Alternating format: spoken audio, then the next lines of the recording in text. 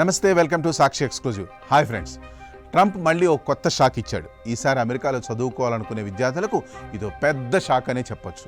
America అంటే Harvard, MIT లాంటి top యూనివర్సిటీలు ఉన్న దేశం. విదేశీ విద్యార్థులకు ఇదో అద్భుత అవకాశం. కానీ ఇప్పుడు విదేశీ విద్యార్థులకు ఆ ట్రంప్ ఆ అవకాశాన్ని నాశనం చేసే ప్రయత్నం చేస్తున్నాడు. మామూలు షాక్ అయితే కాదు ఇది. దీంతో ట్రంప్ తన పంత నెగ్గించుకున్నట్లయింది. విదేశీ విద్యార్థుల ఆశలు ఆవిరవబోతున్నాయి. ఇంతకీ ట్రంప్ స్టూడెంట్స్కి ఇచ్చిన ఆ షాక్ ఏంటో ఈ వీడియోలో పూర్తిగా వివరిస్తాను. వీడియో అయితే ఎక్కడా స్కిప్ అవ్వకుండా చూడండి. 2025 అక్టోబర్ 3 నాటికి ట్రంప్ కార్యవర్గం అమెరికాలో ఉన్నత విద్యా వ్యవస్థను పూర్తిగా మార్చాలని నిర్ణయించింది. వైట్ హౌస్ ఇటీవల ఒక మెమో రూపంలో అమెరికాలోని టాప్ 50 యూనివర్సిటీలైన హార్వర్డ్, MIT, స్టాన్ఫోర్డ్ లాంటి వాటికి ఓ లేఖ పంపింది. ఈ లేఖలో స్పష్టంగా ఏముందంటే, ప్రభుత్వ నిధులు, గ్రాంట్లు, రీసెర్చ్ ఫండ్స్ కావాలంటే మా నిబంధనలు, అంటే మేము ఇచ్చే నిబంధనలు తప్పనిసరిగా అమలు చేయాలి, లేదంటే మీ ఫండింగ్ కట్ అవుతుందని రాసింది. ఇది ట్రంప్ భావజాలానికి అనుగుణంగా ఉన్నత విద్యను అమెరికా ఫస్ట్ పాలసీకి మరింత అనుగుణంగా మార్చాలని ఓ భారీ ప్రయత్నం. ఉదాహరణకు ప్రముఖ యూనివర్సిటీ హార్వర్డ్తో ప్రభుత్వానికి $500 మిలియన్ డీల్ చాలా దగ్గరలోనే ఉందట. అంతలోనే ఈ లేఖ వచ్చి పడింది. ట్రంప్ మైగ్రెంట్ స్టూడెంట్ పాలసీలోని ముఖ్యమైన అంశాలు, ఈ లేఖలో ఉన్న అంశాలు ఏంటో ఇప్పుడు చూద్దాం. వాటిలో ప్రధానంగా విదేశీ విద్యార్థుల సంఖ్యపై కఠిన పరిమితి అయితే విధించారు.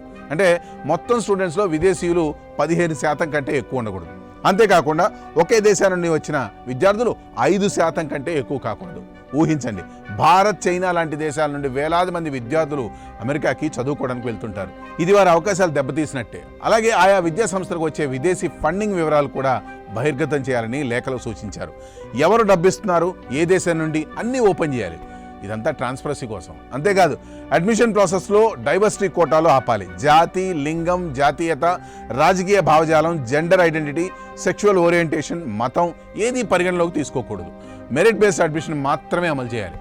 అండర్ గ్రాడ్యుయేట్ స్టూడెంట్స్ ఖచ్చితంగా SAT లేదా ACT పరీక్షలు రాయాలి. అలాగే విద్యా స్వేచ్ఛ కాపాడాలి. క్యాంపస్లో సంప్రదాయవాద ఆలోచనలు ఇబ్బంది పెట్టే గ్రూపులు, యూనిట్స్ను తొలగించాలి.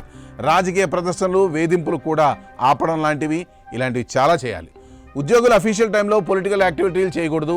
అలాగే బేసిక్ ఫెసిలిటీలైన బాత్రూమ్లు, లాకర్ రూమ్లు లింగం ఆధారంగా సపరేట్ చేయాలి. Hard sciences, physics, chemistry, engineering లాంటివి చదివే స్టూడెంట్స్కు ఫ్రీ ట్యూషన్ ప్రోత్సాహకాలు $2 మిలియన్ మించి ఇవ్వాలి. ఈ నిబంధనలు అన్నీ ఆయా విద్యా సంస్థలు అమలు చేస్తున్నాయా లేదా అని జస్టిస్ డిపార్ట్మెంట్ ప్రతి క్షణం మానిటర్ చేస్తూ ఉంటుంది.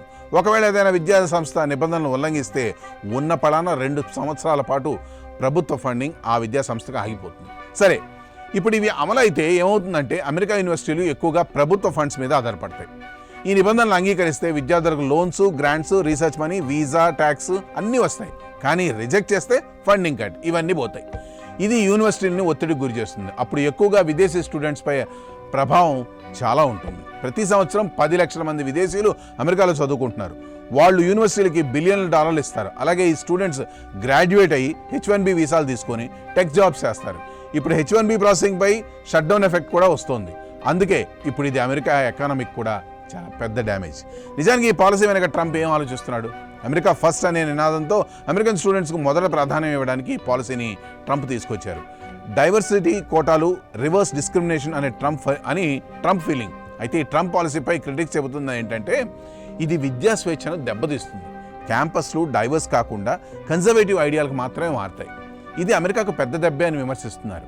ఇక భారతీయ స్టూడెంట్స్పై ఈ పాలసీ ప్రభావం ఎలా ఉండబోతోందంటే, మన వాళ్ళు స్టెమ్ ఫీల్డ్స్లో డామినేట్ చేస్తారు. ఈ పరిమితుల వల్ల మన వాళ్ళకి అవకాశాలు చాలా వరకు తగ్గొచ్చు. అయితే మన పిల్లలకి ఆల్టర్నేటివ్స్ కూడా ఉన్నాయండి. ఇప్పుడు కెనడా, ఆస్ట్రేలియా లాంటి దేశాలు ఫారిన్ స్టూడెంట్స్ కోసం మరింత ఓపెన్ అవుతున్నాయి. చివరిగా ఫ్రెండ్స్, ఈ పాలసీ అమలు అవ్వాలా లేక పోవాలా, మీరేమనుకుంటున్నారు? ఇండియన్ స్టూడెంట్స్పై ఇది పాజిటివ్గా ఉంటుందా లేదా నెగిటివ్గా ఉంటుందా? కామెంట్స్లో చెప్పండి. ఈ వీడియో లైక్ చేసి సబ్స్క్రైబ్ చేయండి. బెల్ ఐకాన్ ప్రెస్ చేయండి. మరో ఇంట్రెస్టింగ్ న్యూస్ స్టోరీతో త్వరలో మీ ముందుకు వస్తాను. Thanks for watching.